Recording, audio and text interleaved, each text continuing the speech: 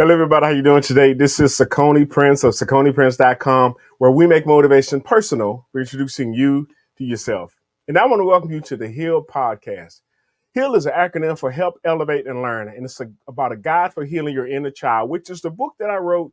And I'm telling you, I am so excited to be able to bring these lessons to you. Because so many of us, I believe, we are dealing with behaviors, current day behaviors that were seeded in our childhood. And so one of the things I do is I have guests to come on to actually share their experience and even some tips and techniques in order for us to get to a better place and a better space in life. But before we get into our program today, I want to thank our sponsor, none other than BetterHelp. This episode is sponsored by BetterHelp. BetterHelp connects you with a licensed therapist who is trained to listen and give you helpful, unbiased advice. First, you go to their site. You can use my link, BetterHelp.com/SakoniPrinceHeal. You answer a few questions, and BetterHelp will match you to a professional who's had years of experience helping people with struggles just like yours. You can do it all from your phone or your computer, via a phone call, a video chat, or messaging. However you feel most comfortable. It is the easiest possible way to start talking to a therapist. You'll be matched to a therapist usually within 48 hours, so you can get started fast. Let BetterHelp connect you to a therapist who can support you, all from the comfort of your own home. Visit BetterHelp.com/SakoniPrinceHeal or choose SakoniPrinceHeal during your sign up and enjoy a special discount on your first month. Again, we want to thank BetterHelp for being a sponsor of our podcast. And I'm telling you, if you need someone to help you, they are definitely an excellent source of therapists and counselors. Well, I want to bring up our guest, and I want to let her introduce herself to you, Dr. Mras. Dr. Michelle, are you there? Can you hear me? I can hear you just fine. Okay, good. Well, tell the people about yourself and who you are. Well, I'm an inspirational speaker by trade, and I've got a lot of books, like 38 and 18 bestsellers. I love to write. I love to share my story. And I also just put out a music album last year. So I do a little bit of everything. And I also coach people to be the best version of themselves and to share their stories on big stages. Yes. So I'm excited to share with you today. Well, we are so excited to have you. And I know you're going to have something that somebody's going to be able to walk away with and say, because of what she said, my life is better. So listen, let's just hop into some of these questions because I know that it's important for us to consider what it is that we need to do in order to be a better version of ourselves. So my first question is, in your professional opinion, how important is inner child healing? It's everything. So the reason I got into speaking and sharing my message was because in 2014 I got hit by a car. And in that car accident, it locked my brain down. So for 2 years I didn't walk or talk, but in my mind I was fully cognizant and I was Mm, replaying things in my life that I had put in little boxes and shoved into the back of my brain and acted like they weren't there. Well, when right. I had that accident, all those walls I built up came crumbling down. And I Mm, had to face all those wounded children, all the different stages of me all at mm. once. Wow. Ooh, I can't even imagine what that was like for you to have to deal with that and for lack of a better term, be locked in your own mind and have to unpack a lot of that hurt. I mean, I want to applaud you for just doing that and not just only doing it for yourself, but also sharing it with other people because our story is somebody else's rescue. And if we never share it, they never really get to see that they can come out of their situation. It may be different in some ways, Mhm. but we all can encourage somebody else. So, based on that, when do you think someone should start inner child work? As soon as they realize they have it. I Okay. mean, whenever you're finding conflict with people, and it really makes no sense. So, like with me, I was having bursts of anger, and I'm not an angry person. Or I was driving down the street and I want to run people off the road, and you're like, "Why are you doing that?" And it was my son who said, "Mom, something's wrong." I mean, so this is after my accident. I didn't walk or talk for 2 years. I'm stuck in my head. And then when I started moving again and going to therapy, that's when it all started happening. When I thought I was getting better was when I started lashing out. And my son said, Mom, I found a counselor. You really need to go talk to somebody. And from that was like, whoa, there's a lot of children inside of me still locked at that age who've Right, never healed because I never allowed them to cry. right. So as soon as you recognize, as soon as it shows up, that's when, in fact, you should start that. You know, a lot of people won't admit that. And one of our therapists, in fact, one of the guests I had on the podcast, in fact, she said this, and I thought it was so profound. She said, if it's hysterical, it's historical. Mhm. Basically means that if you go off the rails, you know, because something happened, it just triggers something deeper. And I think once we've identified that, hey, look, this isn't just a normal reaction, but you've gone overboard, that could be a trigger, and it's something that even like your son told you, you know, so you need to get some help. And one of the things I want to do, you know, with this podcast is I want to make it commonplace for us to be able to talk about our mental health. And I don't want to end the conversation. I want to start it. I want people to be at ease talking about, you know, some of the things that they've gone through. And of course, you know, if you need to get professional help, I encourage people to do that. I've gone to therapy myself, Mhm. but I just want to make sure that, you know, we reduce the stigma around mental health, you know, because just like our physical health, we have a mental health effect that we need to keep track of and keep tabs on. Mhm. So my next question is, how does trauma show up in life and in relationships? It has many, many forms. The one that just recently came up to me, I mean, came out of me, I thought I had already addressed. So, like with me, it was I'm watching a movie and, Hmm. trauma alert here, there's a rape scene. I would start shaking and crying and do, turn it off, turn it off. And they do, it's just a quick scene, Mom, just make it through it. I do, no, I will not watch this movie. And I walk out. So things like that were, I didn't realize were triggers. I just thought, why is anyone making a movie about that? That kind of thing. So it shows up simple as something you just don't want to watch, or um, you're driving down the street and you see a car and you do, and you clamp up a little bit, you get scared, or in my case, I smell a cologne and I get really dizzy. So things like that, they show up Mm. very subtle. They could be outburst of anger, they could be emotional outburst of crying, or just plain out running away. In my case, it was run away. Wow, wow. You know, you remind me. I've been reading a book by Oprah Winfrey and Dr. Bruce Perry, and it talks about what happened to you. And in the book, they were talking about people that survived the uh, Rwanda massacre. How normally it's fight or flight.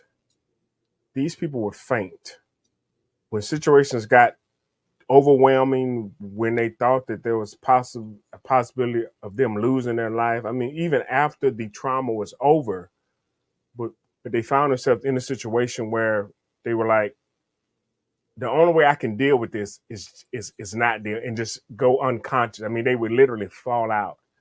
And so, well, in fact, you are right. You know, trauma shows up in a lot of ways. And if we don't take a step back or have somebody in our life that can kind of help see stuff that we can't see, and like Les Brown said, you can't see the picture when you're in the frame, it takes somebody in our life, you know, that we know and trust who can actually speak to that and really, again, help us to look at ourselves in a different light. So I can't even imagine, in fact, what you went through and how those triggers impacted you. Um, so what do you believe is the biggest challenge when it comes to like inner child healing, like, you know, getting past those things? I know we've talked about identifying it. I know we're talking about starting it as soon as possible, but what do you think, in fact, the biggest challenge is in in actually getting inner child healing? I think the biggest challenge, at least for me, was Mm-hmm. admitting that anything ever happened. Mm, I figured in my mind, as long as I kept it in a box and I admitted uh, one rape happened, I'd be fine if I can just deal with that one. But right. what happened was I was on stage speaking at a fundraiser for human trafficking. And in the middle of my talk, it dawned on me what had happened, and I saw everything happen again. I'm like, oh no. Wow. I had kept it to a rape, and it was actually, I was human trafficked. And to have to admit that, you know me, I'm a strong woman. For me to Right. admit that something like that happened and I couldn't stop it was a big burden on me, because here I am enlightening other people, lifting them up, and then not being able to admit to myself that Mm, for 2 years, very, very bad things happened to me. And so the biggest challenge is allowing yourself the grace of mm, understanding that bad things happened to you and it was out of your control, and that it's not your fault, and it's not, you didn't cause it, you didn't bring it to you. And that's all those thoughts that were going through my mind.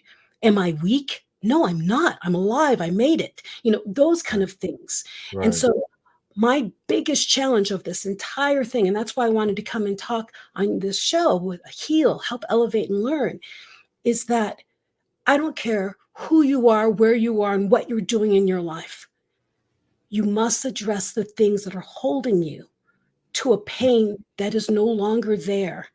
Because Mm, I relived it. It was like it was happening now, which means right. my brain still thinks it's happening. Right. Right. You have to forgive yourself and be Right. strong for that younger version of you. Yeah. Yeah.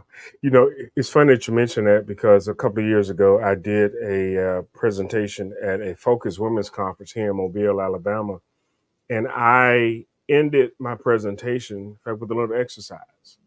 And I Mhm. had all of the ladies there to secure their valuables because everybody ain't safe. So make sure that your purse and your phone is nearby. But I wanted them to close their eyes and put their hand over their heart. And I wanted them to actually speak to the little girl that was within them and to thank her for the strength that she had to survive whatever they went through. And I didn't know what they went through. But when I mentioned that, because they knew, it resonated with them. But then I also had them to understand that that little girl was proud of the woman that she had become. And I can't tell you how many women came up to me afterwards at different ages and different stages of life and just thanked me, not just for all of the other information I shared, but in particular that particular exercise. And I honestly believe that that's one of the catalysts that really led me, in fact, to this book. Because all of us, we have that version of ourselves. And I even talk about this in the book. Mine is Coney. In fact, that's what my mom would call me. In fact, when she didn't want to say my full name, but I've had to check on my inner child, and like you said, I love what you said about giving yourself grace because we all need that. And so many Mhm. of us, we're so willing to extend that to other people, but we need to extend it to ourselves. And I tell people all the time, what happened to you may not have been your fault, but it's your responsibility. And what I mean by that is your responsibility to heal from it. Because if you don't take up the manner of healing from that, like you said, it will hold you prisoner. That pain will still be there and it will still be a determining factor in how you live your life. So, no, it wasn't your fault what happened to you, but your healing is your responsibility. No one is coming. God sent you to heal you, to be there for you, to be an advocate for yourself. And that starts with, like you said, forgiving yourself. And that is so, so important because so many people have a hard time doing that. So now, my next question is, and I know that you're a coach and I'm a coach, and again, I know how needful we are in our, in fact, respectful roles. But do you believe that someone can do inner child healing alone? No. Okay, I okay. say that because I tried to do it alone, and I only got so far, and it got messy. What I did is I opened a Pandora's box, is what I did, and Mm, I needed someone from the outside. Well, actually, for me, I needed someone who didn't know me for me to right. open up enough to have that conversation with that younger version. And so you can start alone, but I do not suggest you stay there. You must get someone to guide that because the thoughts go nuts. And that inner child in you will start thrashing and fighting. And Yes. what I did is I had gotten to that point where she was fighting me. And Mm, to tell you, I physically had a reaction to this, me trying to heal myself. My wow. ear started bleeding and they couldn't figure out why. The skin and everything, it was just horrid. And I ended up going to someone to help me walk through this. And I'm like, what's going on? And so I asked that inner child, because I can talk to her, what's Right, going right. on? And she said, why won't you listen to me? Ooh. And when I said, I will listen, I'm a grown You up, I will listen, it all went away. mm, She was wow. screaming from the inside.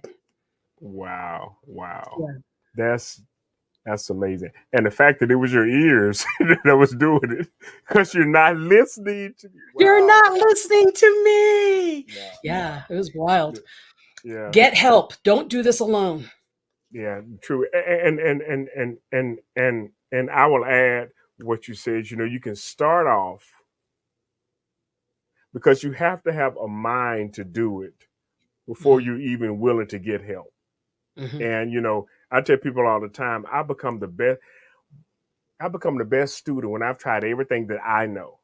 mhm. Because after I've exhausted my knowledge, I'm quiet. I'm learning because I know I have done everything that I know to do in order to fix the situation. The problem I think a lot of people deal with is that they won't get to that place to become teachable. Yeah, you've They're got to like, be well, open. yeah, I got some stuff that I'm holding back, but I want to see what you know. Well, now I ain't gonna do that. I'm gonna try this, and they never get to a better place. But we have to come to the end of ourselves, and we have to be willing to. And like you said, get someone who don't know the play. I tell people all the time, get you somebody, a friend, out of town, out of state, someone that don't know the players, don't know the name, somebody that you can throw up on, even in a situation. And this not, in fact, necessarily, with your inner child trauma, but if you're dealing with something, you just need somebody to vent and talk to. Somebody that's again out of state, somebody that don't know anything about anybody else, and you could just open up to. But especially when it comes to inner child healing, having somebody who don't know you, somebody who is unbiased in their opinion of you, Yes. somebody who's really there to help. And a professional has, they are bound by certain laws, to where, they can't post your stuff on social media. So yeah, getting help because there are some things that we can't do by ourselves. Oh, We have to exactly. have help. Well, and I Uh, went to a really, really good friend of mine who knew mhm. me during the time where I was taken. And she's like, that didn't happen to you. And I said, yes, it did. She goes, well, you didn't act any different. I do. No, I didn't. And it was weird because her version of me made me question what truly happened to me. And then I went, well, maybe I shouldn't talk about this anymore. And that's why I put it away again. Wow. Be careful Wow. who you share with because this person thought she knew me, but what she didn't realize was I was protecting her from the people who said, you say anything and we'll kill them all. So I was protecting her, and apparently I protected very well because even my closest friend had no idea what was happening. Wow. Wow. That's wow. Mm. So okay, so let's say, and well, my next question is, how can someone help others who are struggling to identify the need for inner child work? Listen, don't judge, don't intercept, do not put in your 2 cents. Don't say anything like, oh, well, I know Jody. She went through the same thing and she's Don't do anything but listen. That's how you help someone with inner child work, because they need to get it out of them and realize as they're hearing this story that it's it's real, and I think I Right. need help. And it really it's us against us at that point. So if you Right. meet someone, let them talk it out, let them get it out of themselves. And at the end, if they say, wow, did that mess you up as much as it's messing me up? Yes. Then Yeah. you just help them. You help them Right. realize that they need help. Right. Right. But and you are so right. Just being a more active listener, and that's something I've had to practice. That's something that my therapist encouraged me to do, and I will honestly say I am quite proud of myself because I have made it a point to hear people out and to let them talk and let them get everything out that they need to get before I have a response. And I definitely try not to have a reaction, because I tell people that, we have first responders, we don't have first reactors. So I work on having responses and not reactions to situations. Haven't got it always right all the time, but I am definitely better, in fact, than I was, I know, a year ago. And the reason that I can say that with such confidence is because I have seen a measurable change in how I deal with situations. But that's intentional and that is deliberate. So, okay, let's say that you have somebody who you believe has some inner child trauma. I know you talked about listening, but is there any way, do you have any suggestions of how you can start a conversation about inner child work? How to start a conversation. Okay, Well, for instance, I'm sorry, go ahead. no, no, give me a for instance. Okay, well, um, I'm laughing because I actually asked this question to like one of my guests, and she was like, "You don't." And I was like, "Wait a minute," but I didn't get a chance to really kind of qualify. If you are in a relationship with somebody, to where you know them well enough, to be able to have conversation like, nah, I'm not saying do this with someone at the gas station or someone at the grocery store or someone in the mall. But if you have a relationship with somebody and you start to see a pattern of behavior or something that you've noticed, because again, you can't see the picture when you're in the frame. And some people don't question themselves about their own behavior. But if you see somebody kind of struggling in a certain area or they are reacting to a particular fact situation and you've seen it more than once, how well do you think you should say anything? And then if so, how would you go about doing it? Well, you and I have a special way of being able to be with people like that. So when I see it, it's usually with clients Okay. or close friends, right? And with Yeah. clients, I'm very blunt. I'm blunt and gentle at the same time. I'll say, you do this, right? Yes. How often do you do this? Blank. Okay. Could it be anything to do with your 8-year-old self? I mean, I'll say it straight. And they do, Right. how did you know? Well, I'm looking at the pattern and then I gently tell them. And friends, I do about the same thing, but with them, it's a little more blunt because I see you're doing this often, and it always happens when this happens. Right. Right. What happened to you when you were younger?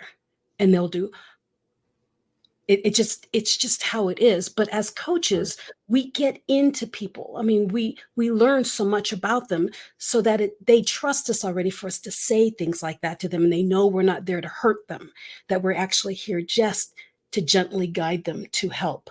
And so I've done that with people because I am a coach of speakers. So I help them pull stories out of them. And when they're in the middle of a story and I do, you shifted your head ever so slightly when you were in this part of the story. What Mm. happened there? And they do, nothing happened there. Well, something happened because your entire demeanor changed. And they do, Right. I don't like talking about that part of my story. And I do, that's the story you need to talk about. Right.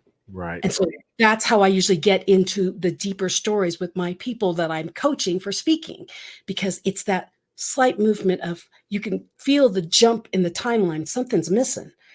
And I go Right. in there and then I work with them for that. And okay, maybe you shouldn't talk about that. You need to talk to someone professional about that first and then Right. come back to it. Right. Right. Well, and I do want to say this. I applaud you and the work that you do with your clients because again, it's hard enough for us to deal with our own stuff. And I want to applaud you for your healing journey, Mhm. but also taking on in fact the mantle to help other people identify theirs and their need for one. Uh, I honestly believe that that's what a superhero is. Someone who doesn't always have it all together, but they are able to put their needs aside or put them on pause for a minute to help somebody else. You know, it's one of the reasons why I love the Marvel movies because inevitably, yes, they're gonna be fighting the bad guy, in fact, but they also have to save some other people. Yeah. So it's like, it's that whole dynamics of, do I risk this? Well, prime example, Spider-Man with Mary Jane and the school bus of kids. It's like you got to choose, and so we have an option to just see about our own healing, but for those people that also say, okay, I want to help other people. I'm not just doing this for myself. It's not just enough, in fact, for me to get to a better space and a better place in life. I want to help other people. And so, again, I applaud everything that you do to help individuals to heal, from their hurt, their trauma, and their past, and then turn that around to help somebody else. So again, my hats off to you, and I am so grateful and thankful to have had you on our podcast. Listen, I got to play another commercial real quick for BetterHelp, but then we're going to come back and we're going to close out the show. So this episode is brought to you by none other than our sponsor, BetterHelp. This episode is sponsored by BetterHelp. BetterHelp connects you with a licensed therapist who is trained to listen and give you helpful, unbiased advice. First, you go to their site. You can use my link, betterhelp.com/SaconiPrinceHeal. You answer a few questions, and BetterHelp will match you to a professional who's had years of experience helping people with struggles just like yours. You can do it all from your phone or your computer, via a phone call, a video chat, or messaging. However you feel most comfortable. It is the easiest possible way to start talking to a therapist.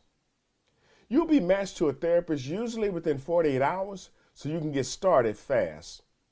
Let BetterHelp connect you to a therapist who can support you all from the comfort of your own home. Visit betterhelp.com/SaconiPrinceHeal or choose Saconi Prince Heal during your sign up and enjoy a special discount on your first month. Again, we want to thank BetterHelp for being a sponsor of our podcast and for the work that they're doing to help all of us be a better version of ourselves. With Dr. Michelle, I do want to give you an opportunity to let people know how can they follow you or connect with you or see what you have going on. Pretty easy. Just go to my name, michellemras.com, and every link to every social media, my YouTube page, everything, it's all there. Okay, all right. Well, do you have any final words for our audience? Yes. I have a quote that I made during my brain injury when I was reliving everything. I made a quote for myself to keep me going. The quote is, change is an emotional journey. It's not rainbows and butterflies through a field of daisies. It's uncomfortable, and it forces you to evaluate who you are. The beauty is in the possibilities. Wow. God, that is so true. Healing is a journey. And I remember one of my guests actually said, healing hurts. And it does. It It does. does. But the end result is that beyond the hurt, there's a better life. In order Mhm. for you to heal, you have to go through some hurting, but the end result is that you will have a better life. So, with that being said, we want to thank you and thank you again, Dr. Mars, for being on our show and for sharing your insight, your nuggets, and your wisdom. And again, my hat's off to you for all the work that you're doing. That's going to do it for this episode of the H.E.A.L podcast. And we ask that you would like and share this. If you listen to it on Spotify or on iHeartRadio, you can do the same thing as well. We'll talk to you later.